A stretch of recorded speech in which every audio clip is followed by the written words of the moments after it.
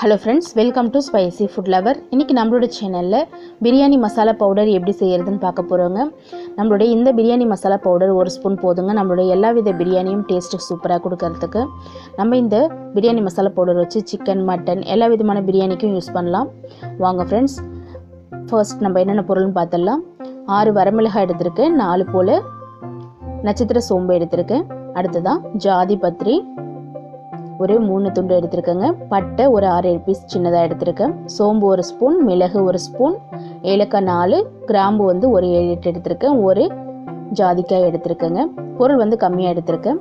Stove on பண்ணிவிட்டு கடாயை வச்சுக்கலாம். நம்ம எடுத்து வச்சுருக்க எல்லா ஸ்பைசஸையுமே வானலில் சேர்த்துக்கலாங்க. இந்த மசாலா பவுடர் வறுத்து அரைச்சோன்னா பார்த்திங்கன்னா 2 பிரியாணி செய்யலாங்க, இல்லை 2லேருந்து 3க்கும் யூஸ் பண்ணிக்கலாம். அடுத்ததான் நம்ம திரும்பவும் ஃப்ரெஷ்ஷாக அரைச்சி எடுத்துக்கலாங்க. அப்பப்போ இது போல் அரைச்சி எடுத்து வச்சுக்கலாம்.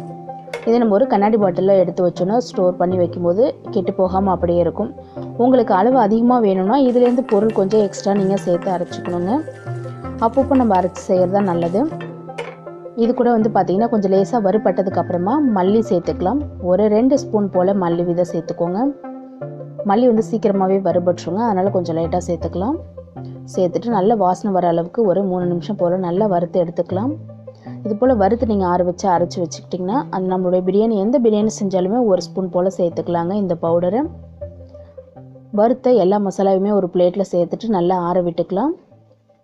வறுக்கும் போதே பார்த்திங்கன்னா நல்ல ஒரு வாசனையாக இருக்கும். நல்ல ஒரு 10 நிமிஷம் போல் ஆற விடுங்க.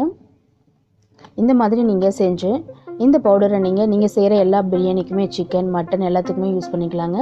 பவுடர் நல்லா நைஸாக அரைச்சிக்கலாம். ஒரு மிக்ஸி ஜார் எடுத்துக்கோங்க. நம்ம வறுத்து வச்ச மசாலா பொருள் எல்லாத்தையுமே நம்ம மிக்ஸி ஜாரில் சேர்த்துக்கலாம்.